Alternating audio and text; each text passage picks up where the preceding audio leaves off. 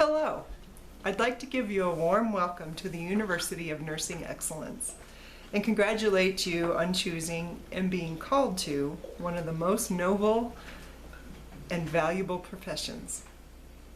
I use the term noble not because of the definition that it elevates your social status into aristocracy, but rather because of its other definition, which means that you show fine personal qualities with high moral principles and ideals. Did you know that the ideals of nursing were actually modeled after Jesus and how he cared for people, especially the sick? In the 3rd century, there was a devastating plague, and according to the historian Eusebius of Caesarea, the Christians were the only people who, amid such terrible ills, showed their fellow feelings and humanity by their actions. Day by day, some would busy themselves by attending to the dead and burying them.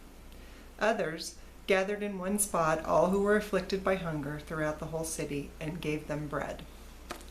That is a quote referenced on page 43 in the book Call to Care. Also on page 43, the book states, nursing grew out of a Christian worldview in response to Jesus' teaching, an example of caring for the sick. Christians were inspired by God's love, grace, and forgiveness, and therefore their desire was to serve others.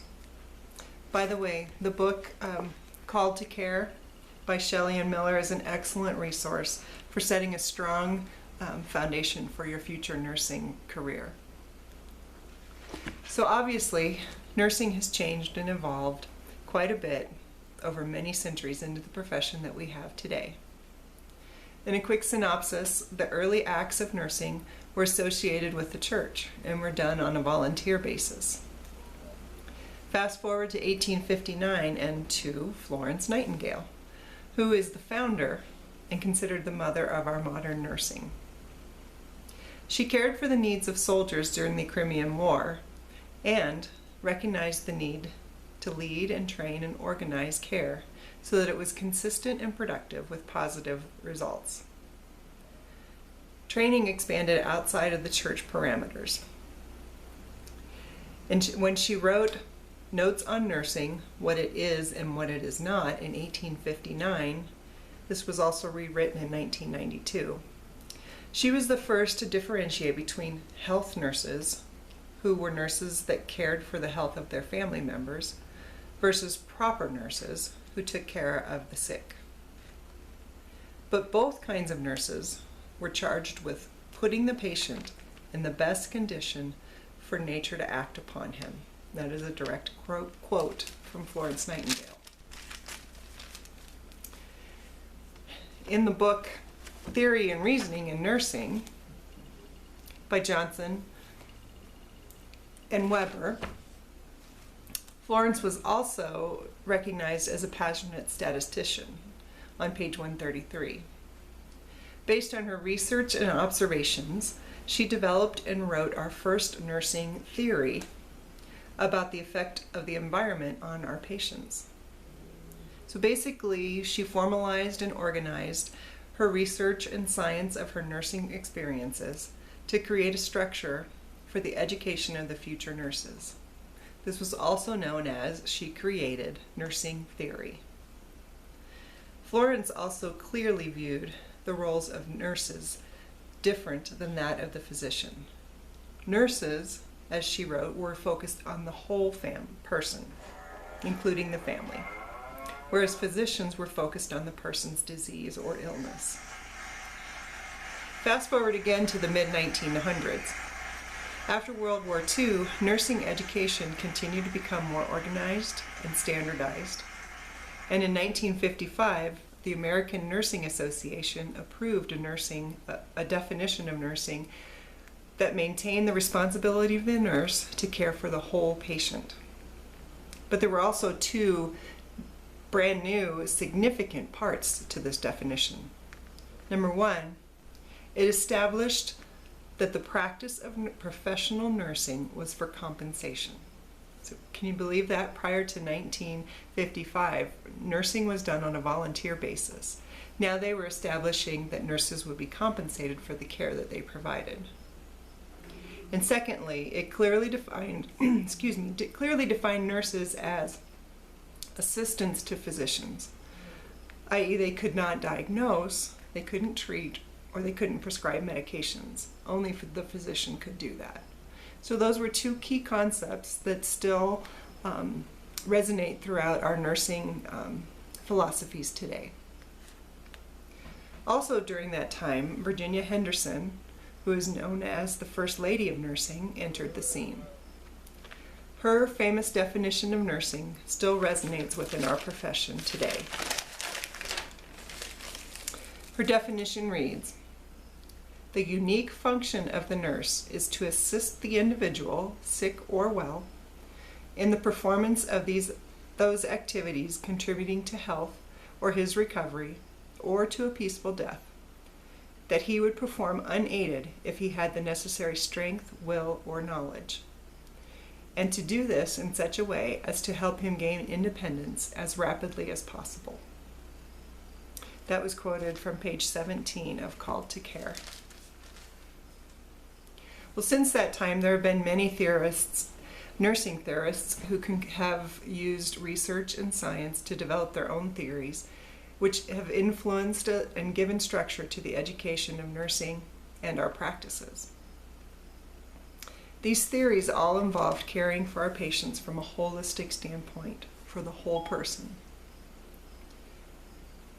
This is not always an exact science, hence it's a practice, because every patient is different.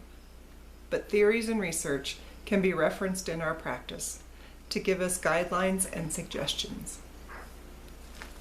Now, pulling all of this information together, the theories, the research, the science, the individual person and their family, involves critical thinking skills to evaluate and resource, problem-solve conditions that can assist putting our patients in the best possible condition and gaining their independence as rapidly as possible.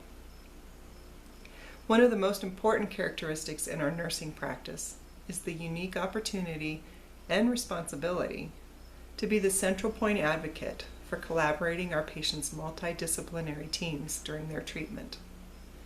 Because we are caring for the whole person, and sometimes their family, we are aware of the influences that from the various factors that these influences can have on their health.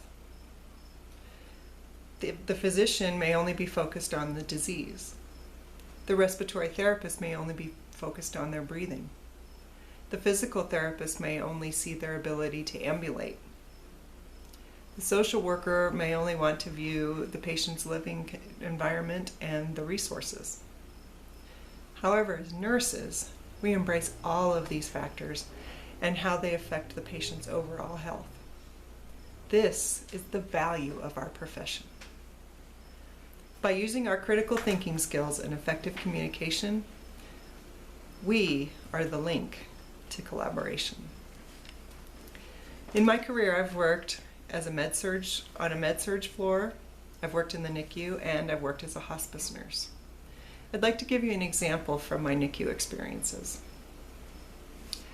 In Colorado Springs, we had a 26-week-old gestation baby who was born after her mom was flown to us from Kansas.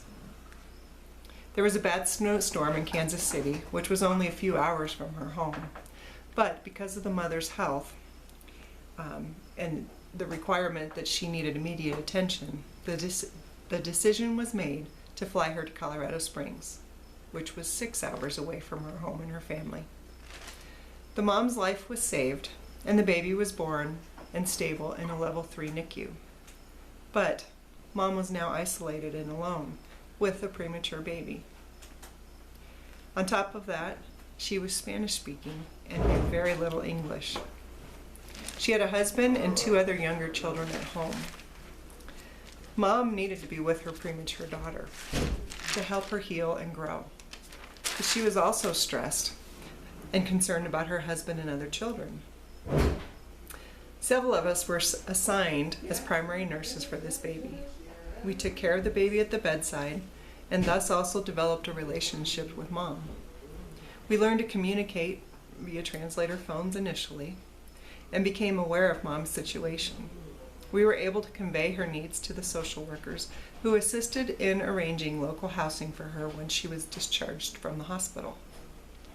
They were able to coordinate video calls with her family and help her plan for occasional visits with them in person. Mom was then more prepared to be able to take on the challenges of being present for her premature daughter and learning how to help her.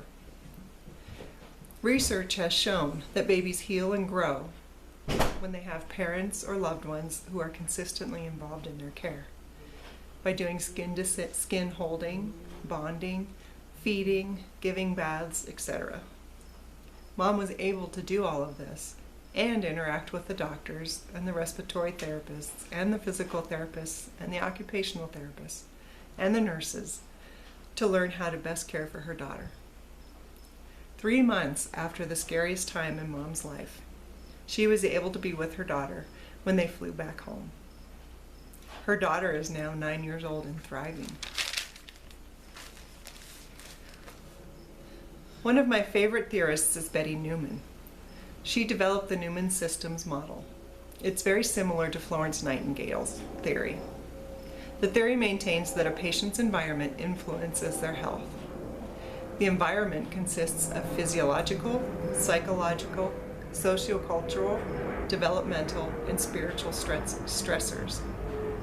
As a nurse interacting with my patient, my job is to understand the effect of these stressors on my patient's health. I then collaborate with other team members effectively to implement interventions that will work towards achieving the optimal health condition for my patient. Because I have a Christian worldview, my definition of my profession is best described as a ministry of compassionate care for the whole person, in response to God's grace towards a sinful world, which aims to foster optimum health or shalom and bring comfort in suffering and death for anyone in need. That's a quote from Called to Care on page 244. Not only do I have nursing as my profession, it is also my ministry, a ministry. As Christians, learn about caring by seeing what God has done for us and what His Word says. As for example, in 1 Peter chapter 5, verse 7, it says, "Give all your worries and cares to God, for He cares about you." That's from the New Living Translation. My response to His message of caring is that I feel called to share God's love and mercy and care for others. Referring back to the previous example of the mom and baby in our NICU, we were able to help Mom learn to care for her daughter and be comfortable around this very premature little one. By developing a relationship with Mom, I learned she was a Christian as well and would love to go to church, but she had a hard time understanding English. Through collaboration, we were able to find her a Spanish Bible and get her connected with Spanish-speaking church services. I learned that Mom's favorite hobby was crocheting, but she didn't have a car to be able to go to the store and buy yarn. So I brought in yarn for her that she was able to use and made into beautiful outfits for her daughter. All of these things were happening while her daughter was being treated and cared for by the medical team in the NICU. Ultimately, because we were able to care for baby girl and for her family as well, there was a positive, happy outcome for everyone involved. On page 248 of Called to Care, the question is posed, whose values set the moral standards for caring and nursing today? Let me repeat that. Whose values set the moral standards for caring and nursing today? I pose this question to you. What is your own personal worldview?